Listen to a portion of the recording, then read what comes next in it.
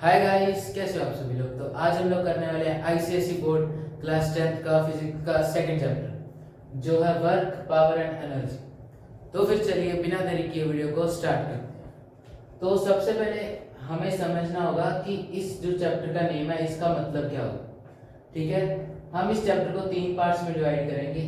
Work, second है power और third है हमारा एनर्जी। तो सबसे पहले हम समझते हैं वर्क का मतलब क्या होता है, मतलब कि वर्क की डेफिनेशन क्या होती है। अब हम नॉर्मल लाइफ में जैसे कि मान लो हम कहते हैं वर्क को कि कोई काम हो रहा है, ठीक है, कि कोई काम हो रहा है। लेकिन जब हम इसको डिफाइन करते हैं साइंस में तो हम कैसे करते हैं, तो हम कहते हैं कि वर्क इज सेड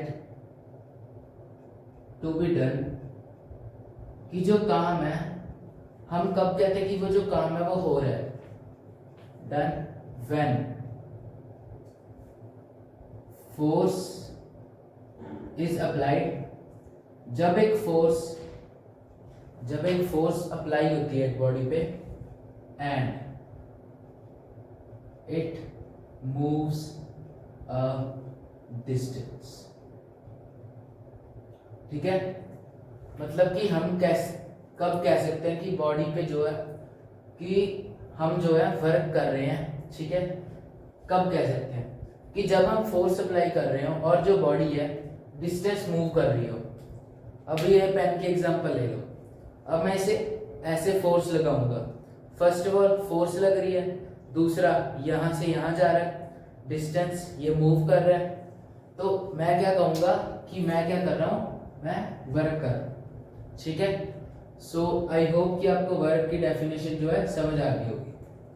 तो अब आ जाओ इसके फॉर्मूले पे, कि जो वर्क का जो फॉर्मूला होता है वो होता है, एक minute, work is equal to force into distance या डिस्प्लेसमेंट। ठीक है, work is equal to force into distance या डिस्प्लेसमेंट। अब ये फॉर्मूला क्यों, क्योंकि फोर्स अप्लाई हो रही है और जो बॉडी एक सर्टेन डिस्टेंस मूव कर रही है। फोर्स अप्लाई हो रही है और एक बॉडी जो है सर्टेन डिस्टेंस मूव कर रही है, इसलिए जो वर्क का फॉर्मूला होगा वो होगा फोर्स इनटू डिस्प्लेसमेंट। अब जो वर्क है 2 फैक्टर्स पे डिपेंड करेगा। ठीक है, किन पे, फर्स्ट है मैग्नीट्यूड ऑफ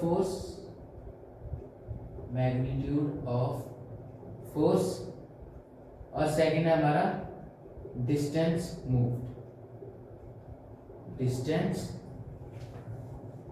मूव्ड। ठीक है, 2 फैक्टर पे डिपेंड करेगा। अगर मैग्नीट्यूड ऑफ फोर्स ज्यादा होगा तो वर्क ज्यादा होगा, और अगर डिस्टेंस ज्यादा होगा तो भी वर्क ज्यादा हो रहा है। ठीक है, तो ये डायरेक्टली प्रोपोर्शनल है वर्क के दोनों, फोर्स और डिस्प्लेसमेंट। तो अब हमने क्या किया, वर्क की डेफिनेशन देख ली और उसका एक फॉर्मूला देख लिया। अब इसका वर्क का एक और फॉर्मूला होता है जो होता है work is equal to F into S cos theta. ठीक है, F into S cos theta. अब इस फॉर्मूले को चलो डिराइव करते हैं। यहाँ पे मान लो ये मेरे पास एक इंक्लाइंड प्लेन है, ए बी एंड सी। ठीक है, अब हमारे पास एक इंक्लाइंड प्लेन है। अब हमने इसे मान लिया ए बी और सी। यहां से एक ऑब्जेक्ट है जिस पे फोर्स लग रही है और वो यहां से यहां पे मूव हो रहा है, यहां से ए टू सी पे मूव हो रहा है, फोर्स लगी, यहां से यहां तक मूव करने में फोर्स लगी। और जो ये डिस्टेंस है ए बी, इसको हम मानते हैं हमारी डिस्प्लेसमेंट। ये हो गया थीटा। अब हमने मैथ्स में पढ़ा है कि जो हमारा cos थीटा होता है वो होता है बेस अपॉन हाइपोटेन्यूज। ठीक है, वो होता है हमारा बेस अपॉन हाइपोटेन्यूज। इसे रहने दो, ये मैंने यहाँ पे गलत आ गया। अब देखो ए से सी तक गया, फोर्स लगा, लेकिन कवर क्या हुआ, एक डिस्टेंस कवर हुआ, एक सिग्निफिकेंट डिस्टेंस कवर हुआ। जिसके कारण ये यहाँ पे वर्क डन हुआ। तो अब ये जो हमारा फॉर्मूला है cos theta equal to base upon hypotenuse, अब यहाँ पे हम इस फॉर्मूले को यूज करेंगे। cos theta is equal to base क्या है ए बी अपॉन जो हाइपोटेन्यूज है वो क्या है s, मतलब कि डिस्टेंस। तो इसी से आ गया हमारा formula A B is equal to S cos theta, A B equal to S cos theta. अब ये तो आ गई ए बी की वैल्यू। अब हमने वर्क कैलकुलेट करना है। वर्क होता है force into displacement, work is equal to force into displacement. यहाँ पे क्या हो रही है एस कॉस। अब मान लो यहाँ पे एक ऑब्जेक्ट, मान लो एक ऑब्जेक्ट यहाँ पे है, उसको यहाँ तक मूव करना है। अब ये डिस्टेंस क्या है, ये डिस्टेंस है हमारा एस कॉस थीटा, ठीक है। तो ये आ गया हमारा F into S cos theta. तो ये जो है हमारा एक और फॉर्मूला हो गया डिराइव। ओके, सो अब हम पढ़ेंगे कि वर्क, ये जो फॉर्मूला है इसको यूज करके हम वर्क की 3 कंडीशंस पढ़ेंगे। तो हम पढ़ेंगे कि वर्क मैक्सिमम कब होता है और जो वर्क है वो मिनिमम कब होता है। ये भी कर ही देते हैं।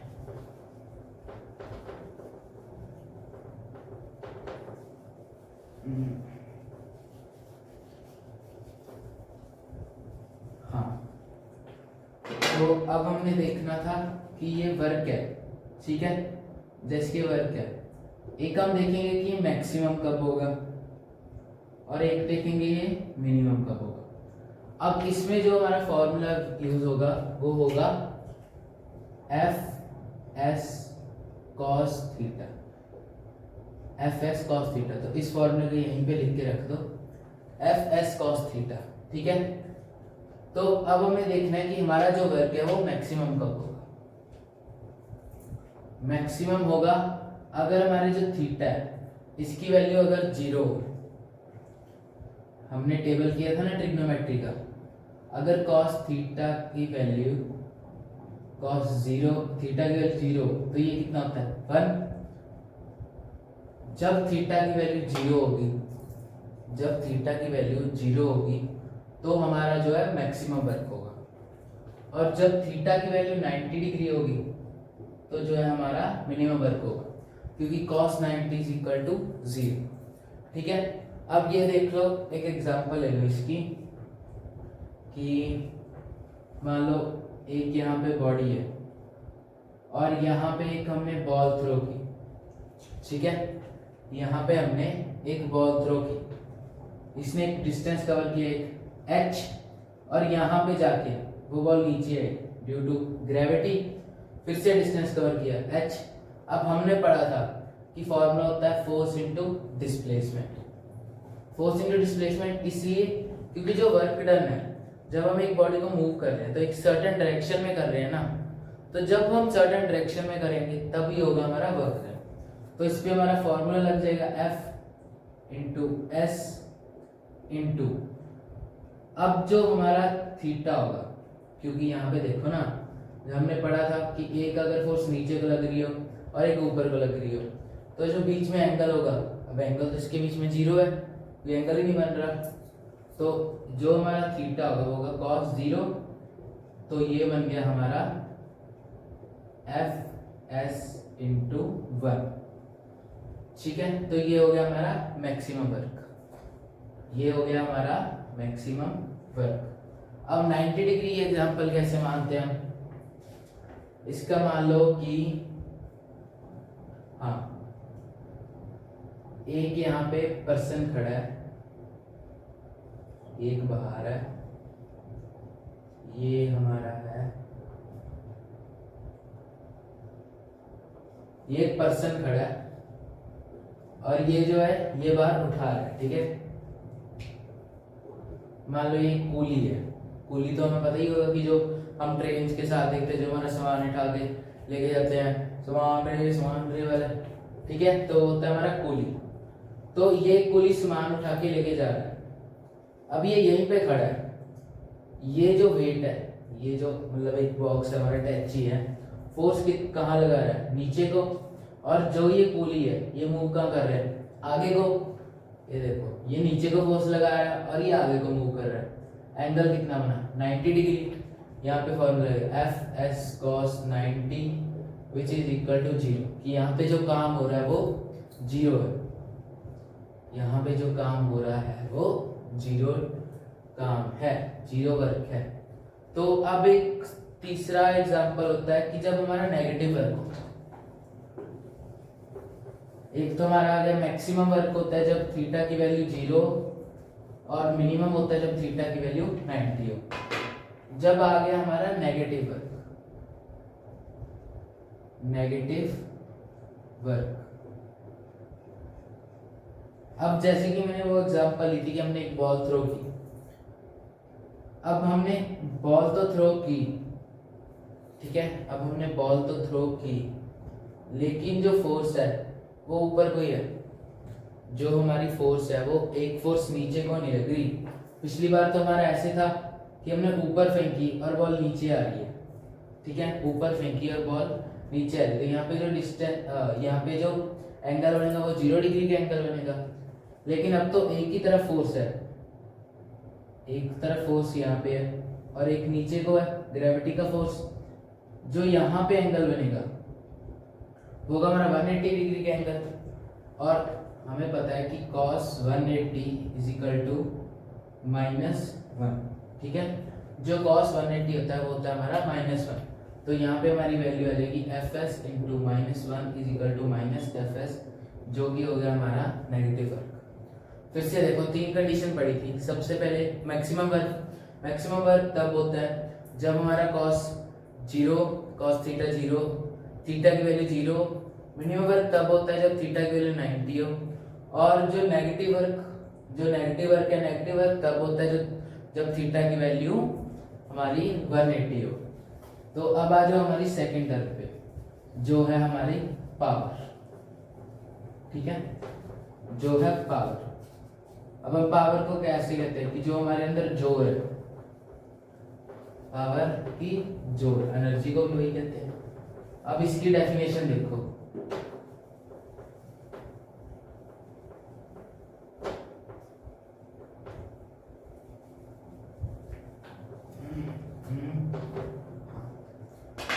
तो अब देखो हमारी पावर की डेफिनेशन। फर्स्ट पार्ट हमारा वर्क हो गया, अब आ जाओ पावर पे। अब हमारी फिजिक्स की डेफिनेशन क्या कहती है कि जो पावर है वो है हमारा वर्क डन अपॉन टाइम, ठीक है। मतलब कितने समय में कितना काम हुआ है, अब मान लो मैं ये मूव कर रहा हूँ, ये पेन मूव कर रहा हूँ, तो जो मैंने वर्क किया, जो मैंने फोर्स लगाई और कितना डिस्टेंस मूव हुआ है, वो कितने सेकंड में होगा, वो होगी मेरी पावर, ठीक है। कि हमने जो काम किया वो कितने सेकंड में, मतलब कि कितने टाइम में किया, that is known as the power. Okay, अब जैसे कि हमारी वर्क डन टाइम का हो गया सेकंड, वर्क डन का हो गया हमारा न्यूटन मीटर, तो ये होता है न्यूटन मीटर पर सेकंड।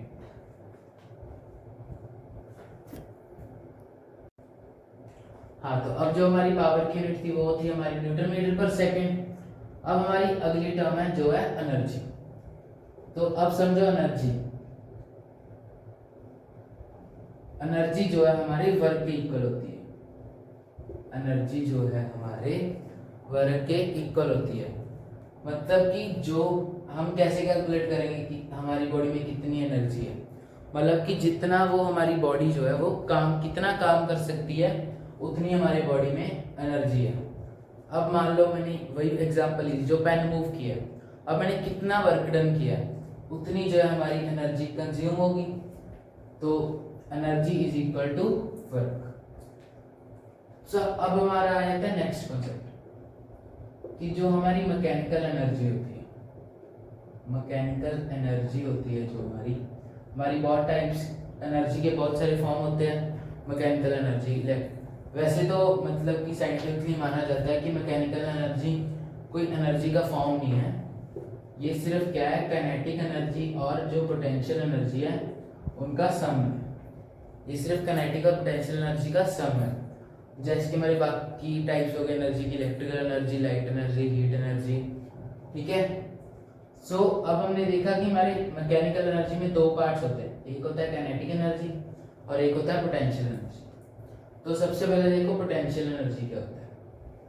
अब हमने छोटी क्लासेस में डेफिनेशन की थी कि potential energy is the energy of a body by virtue of it's height. हमें सिर्फ एक वर्ड याद रखना है, हाइट, ठीक है। छोटे होते हमने पढ़ा था हाइट, अब दो वर्ड और आगे, उसकी कॉन्फ़िगरेशन, हाइट, कॉन्फ़िगरेशन, और तीसरा था हमारा जो बॉडी का शेप, कि the potential energy of a body, the potential energy of a body is the virtue fits height, configuration और शेप। कि जो हमारी पोटेंशियल, शेप रहने दो, कि जो हमारी पोटेंशियल एनर्जी है वो हमारी डिपेंड कर किस पे करती है, एक तो बॉडी कितनी हाइट पे है और एक उसकी कॉन्फ़िगरेशन पे, ठीक है। नेक्स्ट है जो हमारी काइनेटिक एनर्जी है। Kinetic energy is related to always motion. Kinetic energy of a body is the virtue of its motion, ठीक है। कि जो हमारी बॉडी का मोशन, जब भी हम मोशन की बात करते हैं कि मान लो ये यहाँ पे है, अगर ये रेस्ट पे है तो ये किसी ग्राउंड से किसी हाइट पे है, ठीक है। तो ये क्या है, तो अब इसमें क्या है, पोटेंशियल एनर्जी। अगर मैं इसे नीचे छोड़ दूंगा, अगर मैं इसे नीचे छोड़ दूंगा तो ये जो पोटेंशियल एनर्जी है, अब ये जो बॉडी है ये रेस्ट से मोशन में आ गई, तो ये मोशन से जो हमारा मोशन में जो पोटेंशियल एनर्जी से ये जो मोशन में आ रही है, this is called kinetic energy. जो मोशन में होती है वो होती है हमारी काइनेटिक एनर्जी। अब जो पोटेंशियल एनर्जी होती है तो वो भी energy equal to work equal to F into S, लेकिन हम इसे लिखते हैं mgh। mgh हम इसलिए लिखते हैं, इसको भी हम mgh लिख सकते हैं क्योंकि जो हमारा फोर्स होता है वो होता है ma और जो s होती है वो होती है h। तो अगर हम अर्थ के रिलेशन पे रखें और जो हमारा एक्सेलरेशन है वो चेंज हो जाएगा, एक्सेलरेशन ड्यू टू ग्रेविटी, ये बन गया mgh। तो पोटेंशियल एनर्जी क्या होती है, क्योंकि पोटेंशियल एनर्जी हम जो हाइट मेजर करते हैं वो सेंटर ऑफ अर्थ से मेजर करते हैं ना, हमें ये अब फर्श लगा है नीचे, इससे थोड़ी ना मेजर करते हैं, हम सेंटर ऑफ अर्थ से मेजर करते हैं, इसलिए potential energy equal to mgh। और जो काइनेटिक एनर्जी होती है वो होती है हमारी हाफ mv²। अब मैं आपको थोड़े टाइम में इसका भी प्रूफ दिखाऊंगा, मतलब इसको हम डिराइव करेंगे इस इक्वेशन को, इसको तो मैंने आपको करके बता ही दिया। तो अब जो पोटेंशियल एनर्जी होती है वो हमारी दो फॉर्म्स की होती है, पहली होती है हमारी ग्रेविटेशनल पोटेंशियल एनर्जी और दूसरी होती है हमारी इलास्टिक पोटेंशियल एनर्जी। अब जो ग्रेविटेशनल पोटेंशियल एनर्जी होती है ये होती है जो हमारी अर्थ में पोटेंशियल एनर्जी है, ठीक है, जो हमारी अर्थ में पोटेंशियल एनर्जी है।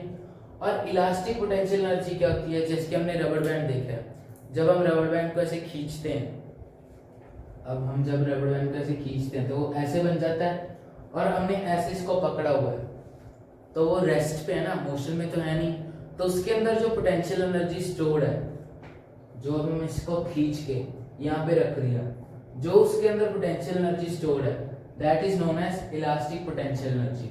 और जब हम उसे छोड़ देंगे तो then it will gain kinetic energy और वो फिर अपनी उसी पोजीशन में आ जाएगा, ठीक है। तो अब हम देखते हैं इसका प्रूफ, जो हमारी काइनेटिक एनर्जी है, अब हम इसका प्रूफ करते हैं। तो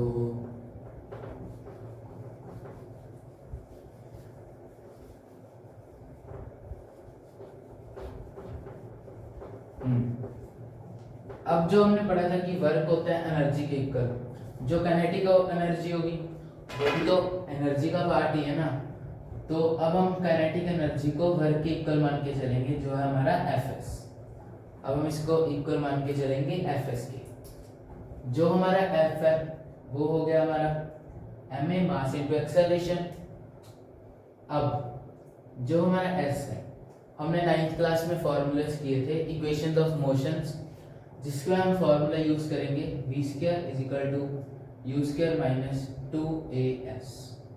अब हम ये फॉर्मूला हमारा यूज करेंगे, ये 2as इधर आ जाएगा, u square minus v square, ठीक है, s is equal to u square minus v square upon 2a। अब इसमें एक कंडीशन होगी कि जो मैं कंडीशन यहाँ पे लिख रहा हूँ कि जो हमारी इनिशियल वेलोसिटी होगी वो u होगी, पर जो बॉडी है वो रेस्ट से स्टार्ट होगी, तो हमारी इनिशियल वेलोसिटी जो है वो 0 होगी। तो ये आ गया हमारा v स्क्वायर अपॉन 2a। अब s की वैल्यू ये यहाँ पे पुट कर दो, ma into v square upon 2a, के साथ a कैंसिल हो गया, ये बन गया m v स्क्वायर अपॉन 2। अब इसको हम 1/2 m v स्क्वायर, ये हो गया हमारा काइनेटिक एनर्जी का जो फॉर्मूला है वो डिराइव हो गया। एक बार आप इसे अच्छे से देख लो, ये हमारा स्टेप 1 2 3 4 5 और ये 6। एक बार आप इसे अच्छे से देख लो, तो पिक खींचनी है तो पिक भी खींच सकते हो, लेकिन जो हमारा मेन है, जो हमने इनिशियल वेलोसिटी उसको हमने 0 माना। सो आई होप कि आपको इसकी अब डेरिवेशन भी समझ आ गई होगी। तो अब हम चलते हैं हमारे नेक्स्ट कॉन्सेप्ट पे। हमने अब इसको समझ कर लिया कि काइनेटिक एनर्जी क्या होती है और पोटेंशियल एनर्जी क्या होती है, और अब हमने इसकी डेरिवेशन भी कर ली। इसको भी रेस कर दो। ये फॉर्मूला आप हमेशा याद रखना, जो है Fs cos थीटा। तो अब हमने करना था कि अब हमने समझ तो लिया कि काइनेटिक एनर्जी जो है हाफ mv स्क्वायर होती है। अब हमने काइनेटिक एनर्जी और जो हमारा मोमेंटम है इसके बीच में हमने रिलेशन समझना है। मोमेंटम, इसके बेस पे जो हमारे न्यूमेरिकल्स आएंगे। तो अब जो काइनेटिक एनर्जी होती है वो होती है हाफ mv स्क्वायर। जो हमारा मोमेंटम होता है वो होता है हमारा मास इनटू वेलोसिटी। अब क्या करो, जो वेलोसिटी है वो होगी हमारी momentum upon mass, half m into momentum upon mass का whole square, half m into momentum into m का स्क्वायर, मोमेंटम का स्क्वायर। ये यहाँ से कट हो गया, ये हो गया मोमेंटम स्क्वायर अपॉन 2m, जो कि क्या है हमारी काइनेटिक एनर्जी।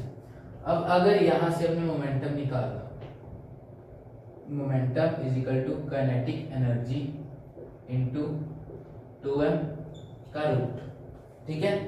जब हमने ये मोमेंटम निकालना है तो ये हो जाएगा काइनेटिक एनर्जी इंटू 2m का होल रूट। ये हो गया हमारा काइनेटिक एनर्जी और मोमेंटम का रिलेशनशिप।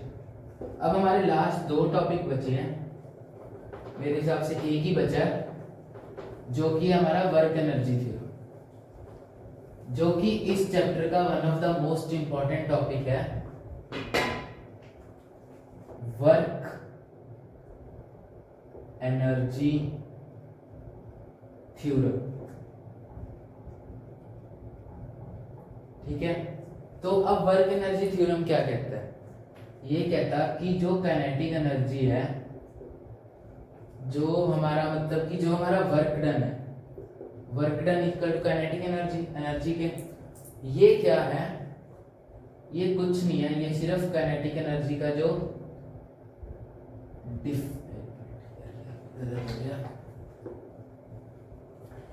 ये जो है हमारा काइनेटिक एनर्जी का जो डिफरेंस है वो है, ठीक है। कि जो हमारी फाइनल काइनेटिक एनर्जी है और जो इनिशियल काइनेटिक एनर्जी थी उसका जो डिफरेंस है वो हमारा वर्क डन है। अब देखो ये कैसे है, हमने यहाँ पे लिखो कि जो जो करना, इनिशियल वेलोसिटी जो है हमारी u, फाइनल है v, काइनेटिक एनर्जी का formula half m v square, यहाँ पे सारा कुछ पुट कर हाफ एम वी स्क्वायर की काइनेटिक एनर्जी का फॉर्मूला है। लेकिन जब हमने डिराइव करना होता है तो हम दूसरा फॉर्मूला लगाएंगे जो कि हमारा F इंटू एस। सो यहाँ पे यूज होगा kinetic energy equal to F into s. F जो है हमारा होता है ma, सो ये हो जाएगा ma इंटू, अब वही इक्वेशन मोशन ऑफ इक्वेशंस की v square is equal to u square minus 2as, 2s इधर आ जाएगा, 2as is equal to u square minus v square, s is equal to v square minus u square upon 2a। अब करो ma into u square minus v square upon 2a, वैसे तो v square minus u square होता है।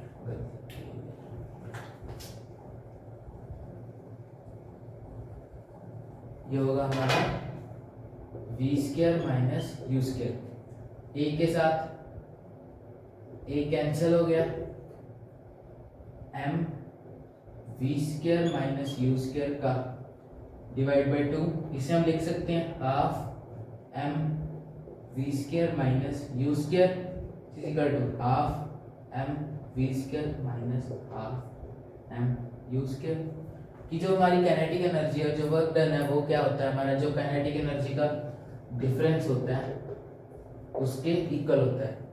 ठीक है, main जो हमारा टॉपिक था वो यही तक था। उसके बाद जो आ गया वो था हमारा कन्वर्जन ऑफ एनर्जी, कि जो हम लाइट एनर्जी को इलेक्ट्रिकल में कैसे कर सकते हैं और जो केमिकल है उसे लाइट एनर्जी में कैसे कन्वर्ट कर सकते हैं। ठीक है, और एक और कॉन्सेप्ट है कि जो पोटेंशियल एनर्जी है उसे काइनेटिक एनर्जी में कैसे कन्वर्ट करें। उसकी मैं आपको दो एग्जांपल देता हूँ। पहली जो है हमारी वो है रबर बैंड की। अब मैंने बताया था कि रबर बैंड को अगर हम खींचेंगे और यहाँ पे रखें तो वो क्या है, ये अब हमारी इसमें पोटेंशियल एनर्जी स्टोर्ड है, इलास्टिक पोटेंशियल एनर्जी स्टोर्ड है। जब हम इसे छोड़ देंगे तो ये वापस अपनी पोजीशन पे आ जाएगा। जो छोड़ने के बाद जब वो वापस अपनी पोजीशन पे आएगा, जो वो मोशन होगा उसे हम कहेंगे kinetic energy. So potential energy से काइनेटिक एनर्जी में कन्वर्ट हुआ। सेकंड एग्जांपल ले लो स्प्रिंग। सेकंड एग्जांपल ले लो स्प्रिंग। अब स्प्रिंग है, अब आप स्प्रिंग को ऐसे प्रेस करोगे, अब इतना सा बचा है वो अब उसके अंदर एनर्जी स्टोर्ड है पोटेंशियल एनर्जी में। जब आप उसे छोड़ोगे वो ऐसे जंप करेगा, जो वो जंप करेगा, जो वो मोशन में आएगा उसे हम कहेंगे काइनेटिक एनर्जी। तो बस आज की वीडियो इतना ही। अगर आपको वीडियो पसंद आई हो तो इसे लाइक और चैनल को सब्सक्राइब जरूर करें। अब हम मिलते हैं अगली वीडियो में, तब तक के लिए बाय।